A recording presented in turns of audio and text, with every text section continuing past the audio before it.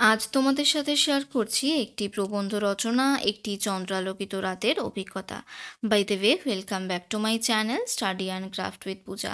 তোমরা যারা এই ক্লাসটা শেষ অবধি দেখবে তারা কিন্তু এই রচনার পিডিএফটা কিভাবে পাবে সেটা জানতে পারবে। তো চলো শুরু করছি। একটি চন্দ্রালোকিত রাতের অভিজ্ঞতা। সেদিন ছিল দোল পূর্ণিমার রাত। চাঁদের জ্যোৎস্নায় আকাশ আলোকিত। দোল উপলক্ষে গ্রামে মামার বাড়িতে গিয়েছিলাম বাবা মায়ের সাথে।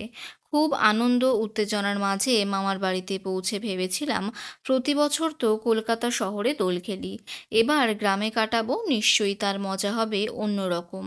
কিন্তু দেখা দিল এক নতুন বিপত্তি। দোলের আগের দিনেই আমার প্রবল জ্বর এলো। সবাই খুব চিন্তিত হয়ে পড়লেন, আর আমি তো বেজায় মনমরা। যাই হোক, দোলের দিন সকালে জ্বর ছেড়ে গেল। শরীরটা খুবই দুর্বল লাগলো, তাই দোল খেলা হলো না। শুধু মামাতো ভাই বোন ও পাড়ার ছেলে মেয়েদের দোল খেলা দেখেই দিনটা কাটলো। সন্ধ্যায় বাড়ির সংলগ্ন রাধা গোবিন্দের মন্দিরে পুজোয় যখন সবাই ব্যস্ত, আমি একলা মন খারাপ নিয়ে জানলার ধারে বসে রইলাম। চেয়ে দেখছি আকাশে চাঁদ যেন হেসে চলেছে।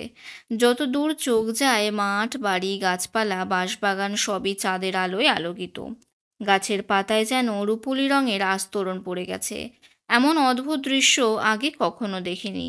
মনটা এক অদ্ভুত আনন্দে ভরে উঠল। পুকুরের জলে চাঁদের ছায়া যেন জলে ভাসা এক সোনার গোলক। অবাক চোখে মায়াময় সেই চাঁদের আলোয় দেখে চলেছি নানা ধরনের অদ্ভুত চিত্রপট। জ্বরের উত্তাপ ও বেদনা তখন কোথায় যেন উধাও হয়ে গেছে। দূরে কোথায় যেন ছেলে মেয়েদের উল্লাসের শব্দ ভেসে আসছে, আর বাড়ির মন্দির থেকে ভেসে আসছে শাঁখ ও ঘণ্টার শব্দ। আর চাঁদের দিকে তাকিয়ে থাকতে থাকতে আমার মন চলে গেল কোনো এক অজানা দেশে। সে দেশ যেন এক পরীতের রাজত্ব। চাঁদের বাঁধ ভাঙা আলোয় তাদের নৃত্য চলছে। এক মধুর সুরের ঝংকারে তাদের নৃত্য দেখতে দেখতে কখন যেন ঘুমিয়ে পড়েছি।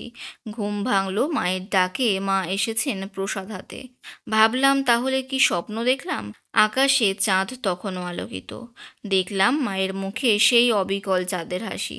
মাকে জড়িয়ে ধরে ভাবতে লাগলাম চাঁদের আলোয় দেখা দৃশ্যগুলির কথা। তাহলে এখানেই কিন্তু এই রচনাটা শেষ হলো। এই পিডিএফটা তোমরা আমার টেলিগ্রাম চ্যানেলে পেয়ে যাবে। ডেসক্রিপশন বক্সে টেলিগ্রাম চ্যানেলের লিঙ্ক দেওয়া রয়েছে। আর পিডিএফটা ওপেন করতে তোমাদের পাসওয়ার্ড দিতে হবে 73। তাহলে আজকের ক্লাসটা এখানেই শেষ করছি। Thank you.